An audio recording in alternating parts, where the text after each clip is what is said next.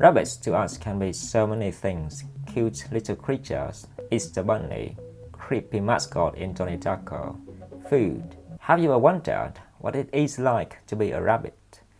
Before Thomas Nagel asked the same question about a bat, Richard Adams gave us a glimpse into the fantastical world of rabbit with his magnificent novel, Watership Down. What's brilliant about it is the rabbits are not entirely anthropomorphic. They are not human characters in disguise of rabbits. They behave in a rabbit-ish way, with a certain level of translation into human perspective. Just close enough for us to understand, but distant enough to feel different. Quick summary: the novel is an adventure of a bunch of rabbits, left their warrant after a prophetic vision of destruction, travel through deadly situations, finally reach their promised land, defend it and thrive.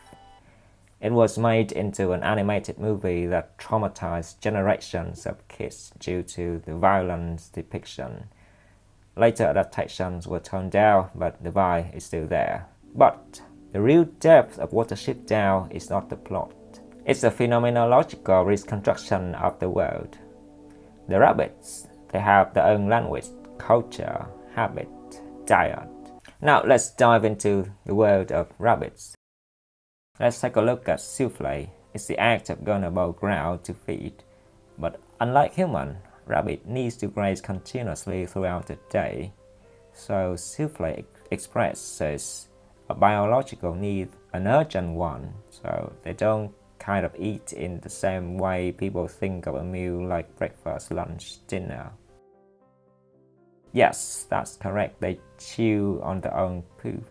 Biologically, rabbit diet is fibrous, cellular-rich, so by the time the food has made it into the intestine, it still contains many nutrients.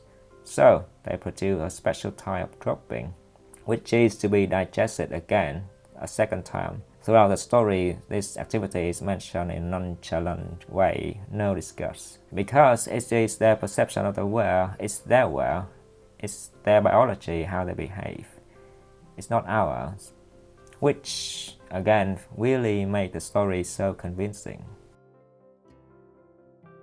They will call anything with a motor or engine harululu, probably because of the sound they make. So they don't really know what they're made of or what they are used for, but they're only aware of the sound, and that is how they perceive the world. The ground, the grass, the sky, the river are not described in an aesthetic, humanistic way.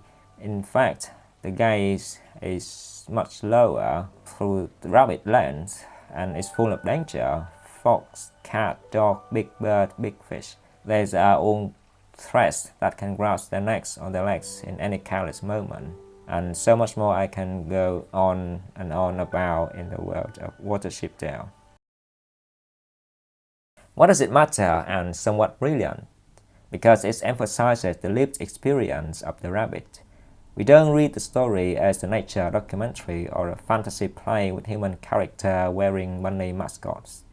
We become a rabbit and experience the world as is with rabbit eyes and rabbit mind. And that is exactly what phenomenology is about. At its simplest, phenomenology is a study of what it is like to experience something from a first-person perspective. Instead of looking at the world through the lens of physics, atoms, gravity, and objective data, phenomenology focuses on how the world appears to your consciousness. In phenomenology, the central question is not what is the world made of, but how is the world experienced? In 1974, Thomas Nagel wrote an influential essay called What Is It Like to Be a Bat? Nagel argues that consciousness has an irreducible subjective character.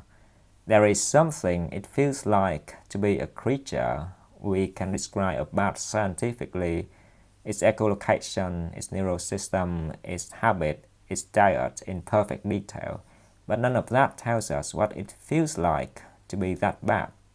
And we can't just imagine it, because imagination is built from human experience. So we're stuck. with a gap between objective knowledge and subjective experience.